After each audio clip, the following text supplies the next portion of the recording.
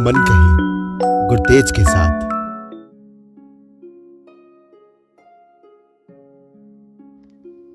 जिंदगी जीने के लिए रिश्ते बहुत जरूरी होते हैं। ये रिश्ते ही हमारे हर सुख दुख में शामिल होते हैं, हमारे कंधे के साथ कंधा मिलाकर खड़े होते हैं। हमारी जिंदगी में ना कोई ऐसा शख्स जरूर होता है जिसके साथ हमारा रिश्ता बहुत खास होता है, जिसका एक स्पर्श मिलते ही हम पिघल जाते हैं, जिसके सामने हम बच्चे बन जाते हैं। और वो कोई आपका दोस्त हो सकता है, आपका मामा, चाचा, पापा, टीचर, छोटी बहन, कोई अजनबी दोस्त। वो रिश्ता किसी के साथ भी हो सकता है। आपके लिए सबसे प्यारा कौन है? किसके साथ आपका रिश्ता बहुत खास है? नीचे कमेंट सेक्शन में मेरे को जरूर बताइएगा। वादा कीजिए। चलिए शुरू करते हैं आज की कहानी।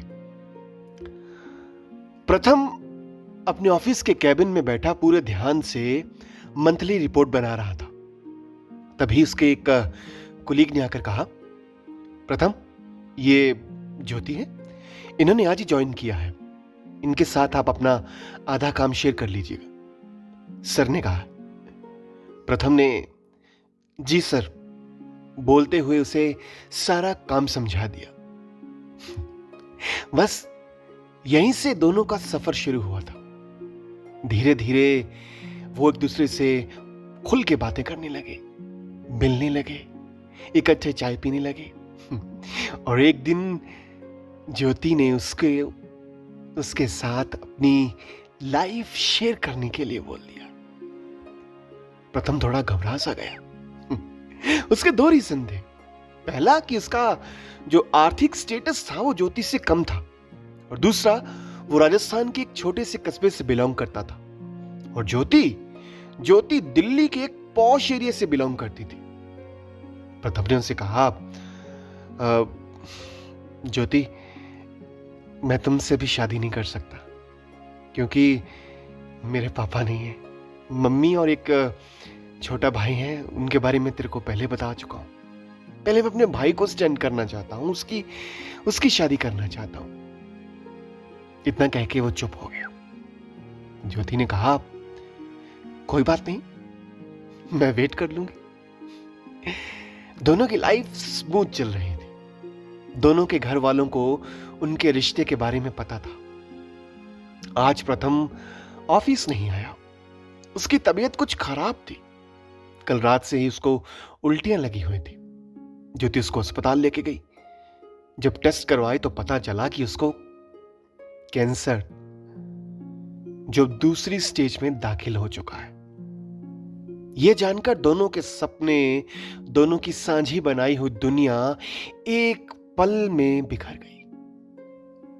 प्रथम ने समझाया, देखो ज्योति, अब मैं तुम्हारा साथ ज्यादा देर नहीं दे पाऊंगा, इसलिए बेहतर होगा कि तुम किसी और हमसफर की तलाश कर लो।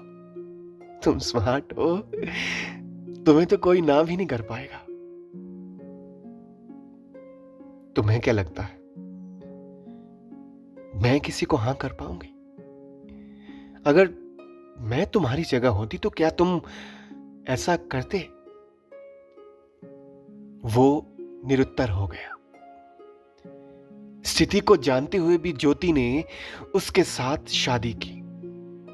दिल्ली छोड़ अब वो राजस्थान आ गई थी। छोटे छोटे पलों को खुल के जीने लगे। कभी चेहरे पर ये शिकन ना होती कि उसको। ज्योति ने सारे घर को बड़ी जिम्मेदारी के साथ संभाल लिया था। प्रथम की सेवा में उसने कोई कमी नहीं छोड़ी। सास को कभी चारपाई से नीचे पैर रखने नहीं दिया। उसका एक देवर था आकाश, उसके साथ उसकी बहुत बनती थी। छोटे भाई की तरह उसको प्यार करती थी, जैसे उसका बेटा ही हो। वो उसकी बातें सुनती, उसको हर काम में गाइड करती, एक मां की तरह। आकाश और उसकी बॉन्डिंग बहुत अच्छी बन गई थी। जब कभी वो ज्योति को उदास देखता तो उसको हंसाने लगता। कभी कभी जब ज्योति काम करके थक जाती तो अपनी भाभी के लिए चाय बना कर लाता।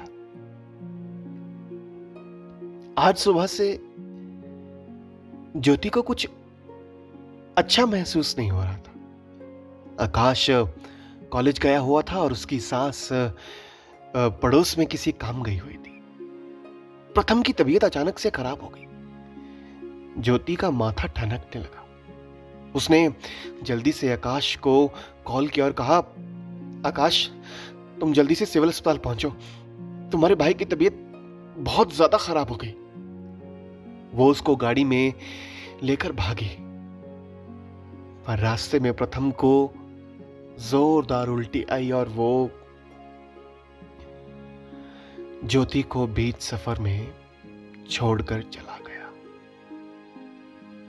अभी कुछ दिन गुजरे थे कि रिश्तेदारों ने, मोहल्ले वालों ने आने बहाने ज्योति को ताने देना शुरू कर दिया।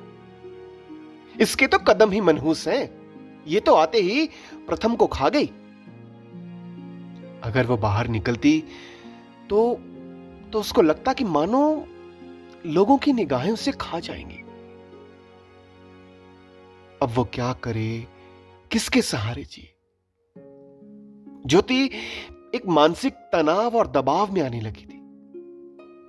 आकाश जब अपनी भाभी को इस हालत में देखता तो उदास हो जाता। वो झट से उसका ध्यान बांटने की कोशिश करता, पर कब तक करता? जितना ज्योति टूटी थी उतना ही आकाश भी। ज्योति भी आकाश को संभालती। बड़े भाई की कमी उसने कभी महसूस नहीं होने दी इनको। दोनों एक दूसरे को संभालते रहते। ज्योति को उसकी मम्मी ने कहा कि तुम वापस आ जाओ, लेकिन उसने कहा, मम्मी, मुझे सिर्फ प्रथम से ही नहीं, उसके हर चीज से प्यार है, जिसमें ये घर, इस घर में रहते लोग और ये गलियां भी आते हैं। जब ये बात ज्योति अपनी मम्मी से कर रही थी तो आकाश ने ये बात सुनी। ये सुनकर वो भावुक हो गया। एक छोटे बच्चे की तरह उसने अपनी भाभी को हग कर लिया। उन दोनों का, भाई बहन का एक रिश्ता एक सहारा बन गया था, दोनों का जीने का सहारा। जब कभी उसकी सास उसको तंग करती तो वो उसको संभालता, और जब कभी आकाश उदास होता तो ज्योति उसकी मॉरल सपोर्ट करती। ज्योति कभी भी अपनी सास को आगे से नहीं भूली, चाहे उसकी लाख उसने बुराई की हो, उसको लाख डांटा हो ज्योति को। अभी प्रथम को गए हुए 1 महीना भी नहीं हुआ था। उसकी सास ने कहा, बहू, अब तुम ऑफिस ज्वाइन कर लो, घर का खर्चा मुश्किल हो गया। आकाश को यह बात बिल्कुल भी अच्छी नहीं लगी। दिन बीत गए, घर में एक सन्नाटा पसरने लगा था। सब अपने अपने कोनों में रहने लगे थे। ज्योति को आने बहाने अब उसकी सास से ताने सुनने को मिलते रहते थे। डायन, उल्टा और पता नहीं क्या क्या। अब उसकी लाइफ का क्या होगा? क्या ज्योति ऐसे ही सारी लाइफ ताने सुनती रहेगी? क्या वो यहीं इस छोटे से कस्बे में लाइफ निकाल देगी? अभी तो उसकी उम्र भी कुछ नहीं थी, यंग थी वो। आकाश को ये सब बातें सोचकर अपनी भाभी की बहुत फिक्र होती थी, क्योंकि जिस तरह से उसके भाई ने उसको रखा था, जैसे उसको लाया था और वैसे थी वो अब रही नहीं ज्योति ऐसी। वो अपनी भाभी के लिए कुछ नहीं कर पा रहा था। उससे रह रहकर ये मलाल होता था। आकाश कल से किसी काम से बाहर गया हुआ था और पीछे से उसकी सास ने किसी बात पर ज्योति से झगड़ा कर लिया। खूब दिल भर के उसने अपनी भड़ास ज्योति पर निकाली। उसका बुरा भला बोला, तो डायन है, तू आते ही मेरे बेटे को खा गई। जब से तेरे मनहूस कदम मेरे घर में पड़े हैं कुछ भी सही नहीं रहा। मेरे घर को खा गई है। मैं अब तुमको अपनी आंखों के सामने नहीं देख सकती। पता नहीं कब तेरी अर्थी उठेगी। तुम इस घर से निकल जाओ। इतने में आकाश घर आया। वो ये सब ड्रामा बाहर चुपके से खड़ा होकर सुन रहा था। लेकिन जैसे उसकी मां ने उस अर्थी वाली बात को बोला वो भड़क गया। अंदर आते उसने अपनी मां को बोला, मां अब तो बात बोल दी, लेकिन आगे से ये बात बोलने की हिम्मत मत करना। मनहूस ये नहीं, मनहूस तो हम हैं जो हम इसके प्यार को समझ नहीं पाए। और ये बात तुम भी जानती हो कि ये जानते हुए कि भाई को कैंसर है, फिर भी भाभी ने भाई से शादी की। अपना बड़ा सारा दिल्ली वाला घर छोड़कर यहां रहने आई, इस छोटे से कस्बे में। तुम्हारी और ये लोगों की फालतू बकवास बातें सही इसने। इनके मायके वालों ने कहा था कि तुम वापस दिल्ली आ जाओ, पर नहीं, ये नहीं गई। किस लिए? सिर्फ हमारे लिए, भाई के लिए। और आप क्या कर रही हैं इसके साथ? जितना भाभी ने मुझे समझा और जाना है ना, उतना शायद आपने अभी तक नहीं। चाहे आपने मुझे पेट से जन्मा हो, पर मुझे लगता है कि भाभी मेरी मां है। भाभी प्रथम भाई की तरह मेरे हर कदम पे कदम मिलाकर साथ खड़ी हुई। और हां, ये इस घर से निकलेंगी, मैं ये वादा करता हूं। मैं निकालूंगा, पर अर्थी पे नहीं। ये डोली से आई थी और अब घर से डोली से ही जाएंगी। उसकी बात सुनकर उसकी मां और भाभी चौंक सी गई।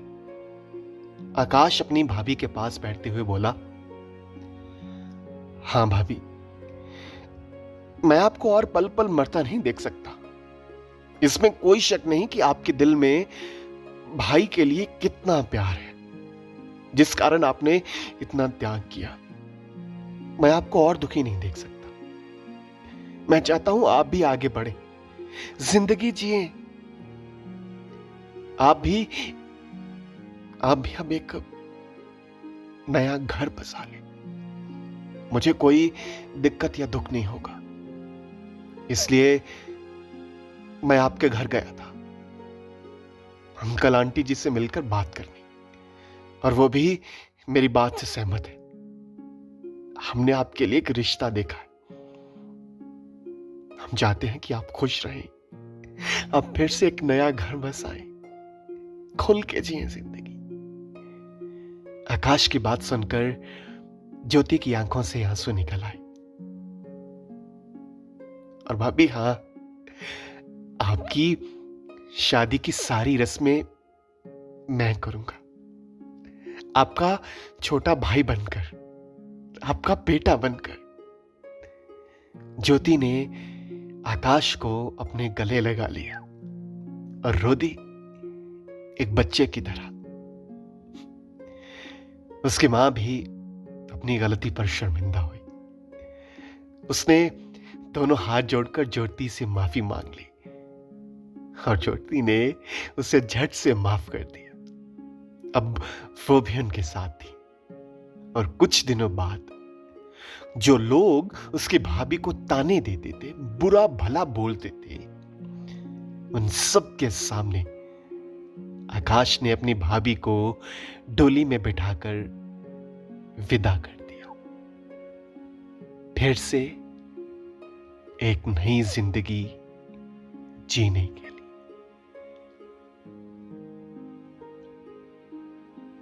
तो ये थी मेरी आज की कहानी। उम्मीद करता हूं कि आपको पसंद आई होगी। और हां, अगर आप इस चैनल पर नए आए हैं या आपने अभी तक इस चैनल को सब्सक्राइब नहीं किया है तो कर लीजिएगा, और साथ ही साथ बेल नोटिफिकेशन आइकन भी दबा लीजिएगा। अच्छा लगेगा आपको भी और मुझे भी।